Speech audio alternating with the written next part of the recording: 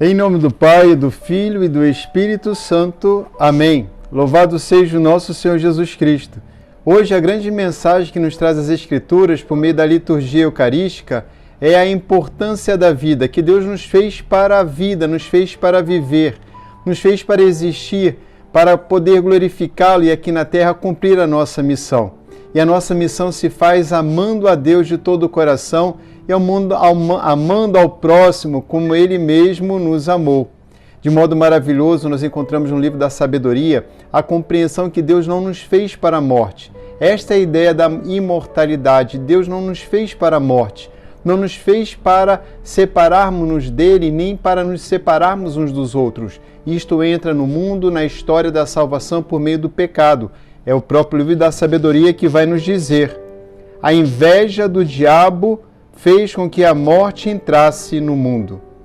E assim nós entendemos a ideia do diabo não apenas na experiência da separação do homem com Deus, mas do homem com o seu semelhante, toda a sua dificuldade em viver dentro do mundo, na natureza, e ao mesmo tempo a separação, o grande e profundo medo que trazemos dentro de nós, do medo da solidão, do esquecimento, do abandono, propriamente da separação.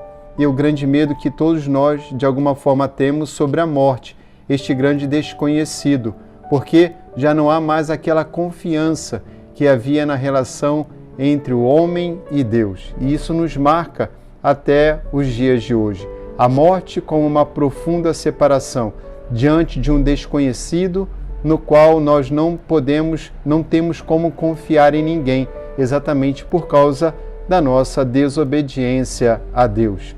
No Evangelho nós encontramos uma situação muito interessante, também tratando sobre a vida, e a vida sobre o risco, a vida sob o império, a presença da morte. Uma mulher que há 12 anos sofre com hemorragia, havia gastado todos os seus bens e a sua situação não havia melhorado, apenas piorado.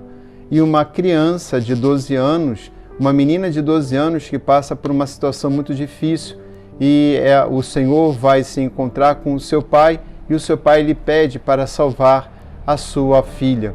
É um chefe da sinagoga.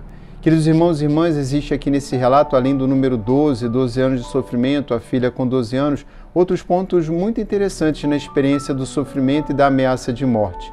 Ambos estão sofrendo, tanto a família da criança quanto a mulher, que gastou tudo, e também essa família que daria tudo para ter a sua filha de volta. Nós temos a experiência do toque, Jesus que se deixa tocar no seu manto por aquela mulher, e não quer que isso seja escondido, que as pessoas saibam que ela o tocou, tocando o seu manto como se tivesse tocado. Jesus toca uma falecida. Jesus não tem medo da impureza, não tem medo da morte, não tem medo do sofrimento do outro, não tem medo do seu sofrimento, da sua experiência de morte. Ele vem até nós, se deixa tocar e também nos toca, como toca aquela criança na mão e lhe diz: levanta, menina, levanta desta situação. Nós nos encontramos também na situação daquela mulher, diante da qual e na frente dos seus apóstolos, o Senhor vai dizer: a tua fé te curou, vai em paz. De todo o sofrimento, o Senhor nos concede a todos a experiência da vida.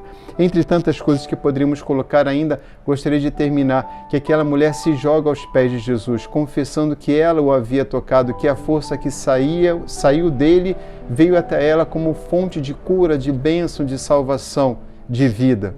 Ao mesmo tempo, nós encontramos o pai da criança também que cai, o chefe da sinagoga que cai aos pés de Jesus para clamar e pedir. É assim que o homem se volta ao Senhor seu Deus. Não temos Jesus apenas como alguém maravilhoso e extraordinário, mas o nosso Deus. E é certo que diante de Deus nós devemos nos prostrar, nós devemos nos ajoelhar, nós devemos clamar e pedir àquele que pode nos dar a vida, a salvação. O Senhor esteja convosco. Abençoe-vos o Deus Todo-Poderoso, Pai, Filho e Espírito Santo. Amém. Eu vos exalto, ó Senhor, pois me livrastes e preservastes minha vida da morte.